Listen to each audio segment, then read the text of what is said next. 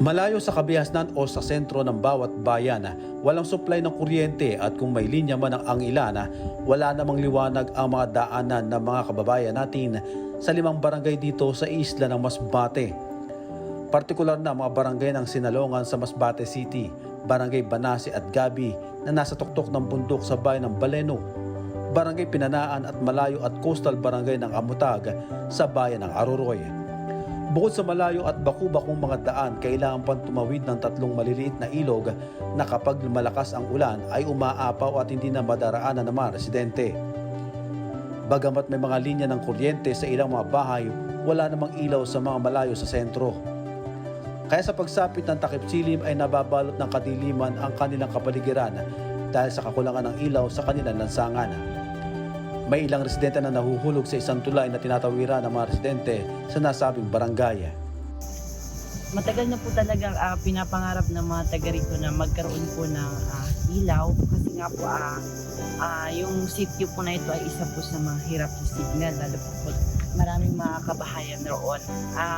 Marami pong mga kabataan na lalo na po yung mga mag-aaral na tumatawid pa po ng tulay na ito para lang po makasagap ng signal. Halos nalalaglag po sila dyan para lang po pumunta para makakuha ng signal.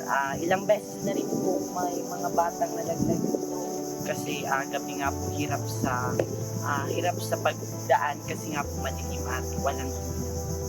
Ito yung tulay na gawa sa hinating puno ng niyoga. Dito tumutulay yung mga dumadaan, yung mga residente, kaya hindi yung mga estudyante na ayon sa mga residente dito ay mga nalalaglag o nahuhulog dito sa tulay na to kapag dumadaan pag madilim ang gabi.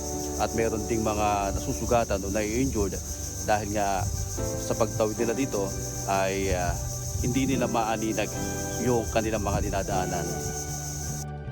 Takot at pangamba naman ang nararamdaman ng 49 anyos na si Mang Herman Reno sa tuwing sumasapit ang dilim dahil sa mga nakamotorsiklo na bigla na lamang humihinto sa tapat ng kanilang bahay. May mga ilang naitalang aksidente na rin na nabangga ng mga motorsiklo dahil hindi kabisado ang maliit na daanan. Dati, pag madilim dyan, pag minsan may mga aso tumatawol, parang natatakot rin kami, madilim. Tapos yung mga sasakyan, pag mga hating gabi na dumadaan, tapos humihinto dyan, natatakot rin kami kay galangan kung ano na yan mga unang taon dyan. Hindi namin alam kung ano, kung sino. Mayroon dati dyan, kaya lumalagpas papunta doon sa kanto. Matuli na niya padlagan.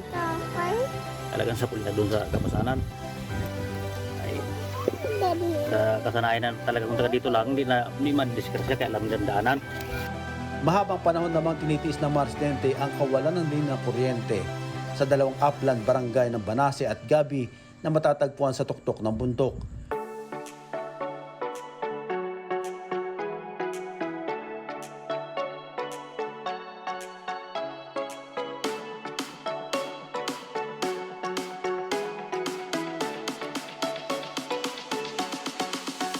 Bilang tugon sa kanilang hiling, naisagawa na noong nakarang linggo ang ceremonial lighting sa 50 solar lamp na naitayo ng MCGI sa lugar.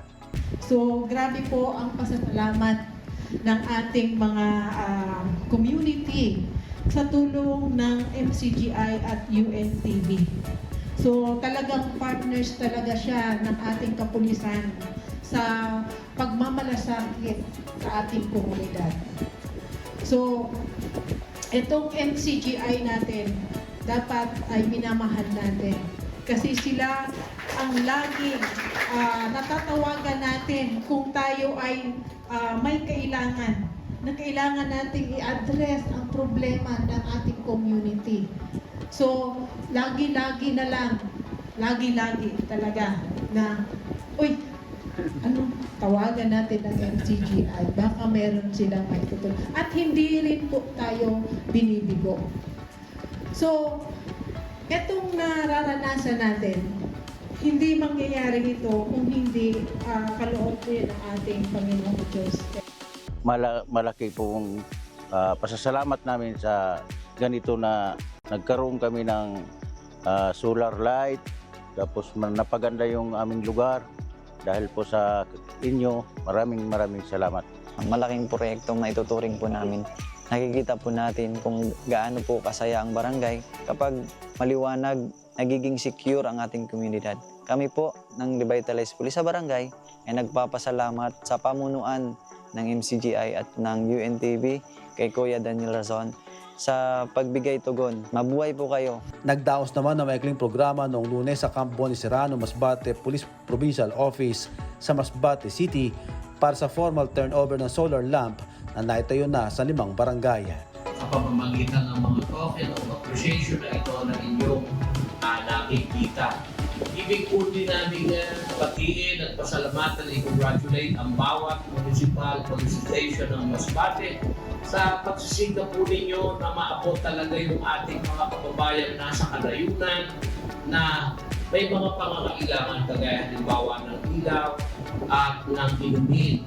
Siguro kung problema niyo po, sabi ni Kuya Daniel, ang inumin ay magtulong-tulungan din natin na makagawa tayo ng paraan na magkaroon tayo at paano ng source ng potable water po kung kinakailangan.